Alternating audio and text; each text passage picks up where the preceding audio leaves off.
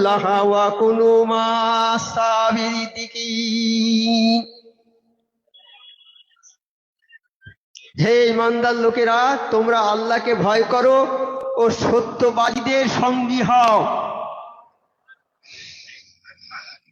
এই রকম আয়াত কালাম পাকে অনেক আছে। আরো আল্লাহ পাক এক জায়গায় বলেছেন যে তোমরা সেই লোকের কাছে যাবে, সেই লোকের তাবেদারি করবে, সেই লোকের ফরমাবরদারি করবে যারা তোমাদের হেদায়েতের কথা বলে, আল্লাহকে পাওয়ার কথা বলে, ভালো রাস্তায় চলার কথা বলে, তার বিনিময়ে কিছু চাইবে না, কোনো টাকা পয়সা চাইবে না। সেই দরবারটা আমার মুর্শিদ সুফি আজম গাছী রহমাতুল্লাহ যেমন মুজাদ্দিদ কায়েম করেছেন, তিনি বরহাক আল্লাহর ওলি, এটা সবাইকে স্বীকার করতে হবে। আমাদের নসিব খুবই বুলন্দ, আমরা সেই কামেল ওলি আল্লাহর দরবারে এসেছি।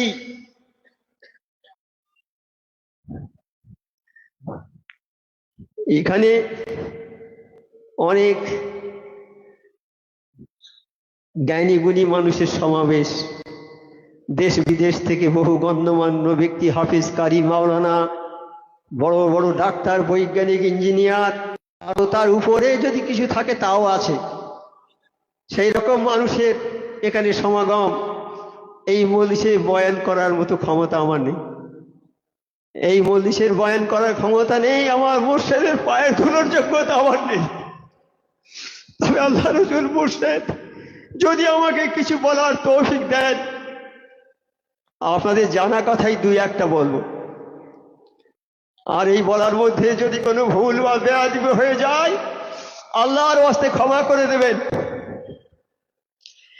জামানার মুজাদ্দিদ হযরত মাওলানা সুফি মুফতি আজান গাছী রহমাতুল্লাহ আলাইহি এই দরবার কায়েম করেছেন, করে আমাদের চারটে জিনিস দিয়েছেন, চারটে প্রেসক্রিপশন করেছেন। উনি বড় ডাক্তার, রুহের ডাক্তার, উনি চারটে প্রেসক্রিপশন আমাদের দিয়েছেন। 1 নম্বর, বিনা কাজায় 5 ওয়াক্ত নামাজ।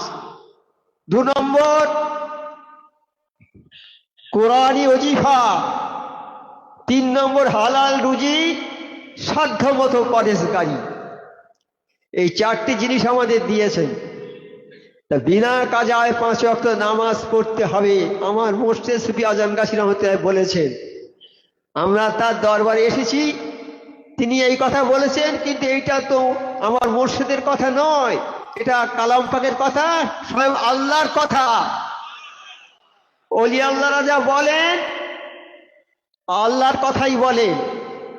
আমার নবী পাক সাল্লাল্লাহু আলাইহি ওয়াসাল্লাম যা বলেন সেই আল্লাহর কথা বলেছেন। নবী পাক সাল্লাল্লাহু আলাইহি ওয়াসাল্লাম বললেন, হে নবী, আমি তোমাকে, তোমার উপরে কালাম পাক নাজেল করেছি, এই কালাম পাকের কথাগুলো তুমি বিশ্ববাসীকে জানিয়ে দেবে। তা নবী যখন থাকবে না, সাহাবারা জিজ্ঞেস করছে, হে আল্লাহর নবী, আপনি যখন থাকবেন না তখন আমরা কোথায় যাব, কার কাছে জিজ্ঞেস করব কোনো সমস্যা হলে?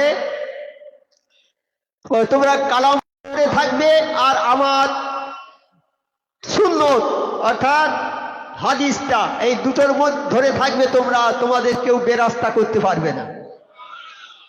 তা আমার মুর্শিদ সুফি আজম গাছী রহমাতুল্লাহ দরবারে কেউ বেরাস্তা করতে পারবে না। এই সাহাবা নবী পাক সাল্লাল্লাহু আলাইহি ওয়াসাল্লামের পরে সেই কথাগুলো প্রচার করেছে সাহাবারা, তারপরে প্রচার করেছে সাহাবারা যখন চলে গেল, তারপর তাবিঈ, তারপর যখন প্রচার করে তারা তাবিঈ, তাবে তাবিঈন, এইরকম প্রচার করতে করতে আজ বর্তমান জামানায় কামেল ওলি আল্লাহ পর্যন্ত এসেছে। আমার নবী পাক সাল্লাল্লাহু আলাইহি ওয়াসাল্লামের আদর্শ কিয়ামত পর্যন্ত জারি থাকবে ইনশাআল্লাহ, এই ওলি আল্লাহদের মাধ্যম দিয়ে। আমার আল্লাহ বলেছেন, আমার বান্দার মধ্যে, আমার নবী পাক সাল্লাল্লাহু আলাইহি ওয়াসাল্লাম বলেছেন, আমার উম্মতের মধ্যে একটা দল থাকবে, তারা আল্লাহর কথাগুলো, নবী পাকের কথাগুলো সব মানুষের কাছে প্রচার করে দেবে। আর এই দলটা কিয়ামত পর্যন্ত থাকবে। সেই দলটা হবে ওলি আল্লাহর দল, ওলি আল্লাহর দল। এই দলটা কিয়ামত পর্যন্ত থাকবে আর আল্লাহর কথাগুলো আমার নবী পাক সাল্লাল্লাহু আলাইহি ওয়াসাল্লামের কথাগুলো সব তাদের মাধ্যম দিয়ে প্রচারিত হবে। আজকে আমরা সেই কামেল ওলি আল্লাহর দরবারে এসেছি। আমাদের নসিব খুবই বুলন্দ যে আমরা কামেল ওলি আল্লাহর দরবারে এসেছি। আমার মুর্শিদ বলেছেন, বিনা কাজায় 5 ওয়াক্ত নামাজ। এই নামাজ হলো ইসলামের দ্বিতীয় স্তম্ভ। 5টা স্তম্ভের